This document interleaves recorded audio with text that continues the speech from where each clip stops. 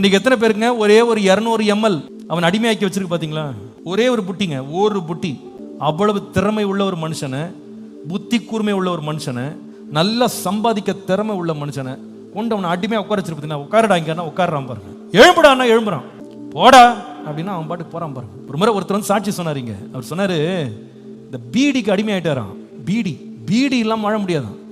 இந்த பீடி குடிக்காம ஒரு நாள் என்ன ஆகி போச்சான், வீட்டில் வந்து இவர் ரொம்ப பீடி பிடிக்கிறாருன்னு சொல்லிட்டு இவர் கையில் இருக்க எல்லா காசையும் எடுத்துட்டாங்களாம், எல்லாத்தையும் வாங்கிட்டாங்களாம். இவர் கையில் காசு கொடுத்தாலே இவர் போய் பீடி குடிச்சிடறாருன்னு சொல்லிட்டு கையிலேருந்து காசெல்லாம் எடுத்துட்டாங்க. வீட்டில் அத்தனை பீடி பொட்டலத்தையும் எடுத்து தூக்கி எல்லாத்தையும் போட்டாங்க.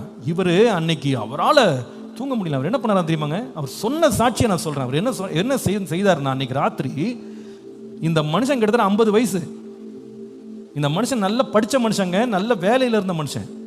ராத்திரி 12 மணிக்கு மேலே அவருக்கு தூக்கம் வராமல், அந்த பீடி வாசனை இல்லாமல் அந்த ஆளுக்கு ஒரு மாதிரி அவருடைய லைஃபே ஒரு மாதிரி ஆயிட்டு வெளியே போனாராம். அங்கே வந்து அவர் வீட்டு பக்கத்தில் இந்த ஒரு லேம்ப் போஸ்ட் ஒன்று இருக்கும், ஒரு விளக்கு, ஒரு தூண் இருக்கும். அந்த தூண் பக்கத்தில் பொதுவாக எல்லாரும் பீடி பிடிக்கிற பழக்கம் இருக்கான், நிறைய பேர் வந்து பிடிப்பாங்க. அந்த லேம்ப் போஸ்ட் பக்கத்தில் 4 கால நாயை போல அந்த தரையை தடவினாராங்க இருட்டில். எதுக்கு தெரியுமா? எவனாவது ஊதி போட்ட பீடி துண்டு கிடைக்குமான்னு சொல்லி தேடினார். என்னது? எவனாவது ஊதி போட்ட ஒரு பீடி துண்டு கிடைக்குமா அப்படின்னு ரோட்லங்க தரையை தடவிட்டு இருந்தாராம். ஒரு நாயை போல மனுஷனை மாத்திருச்சு பார்த்தீங்களா? இதுதான் பிசாசனுடைய கிரியை. அவன் மைண்டை வந்து இது நீ பிடிக்கலைன்னா நீ வாழ முடியாதுன்னு விட்டுருவான்.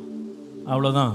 தனக்கு இருக்கிற சொத்து, தனக்கு இருக்கிற பணம், தனக்கு இருக்கிற கௌரவம் அத்தனை நாசமாக்குவான்.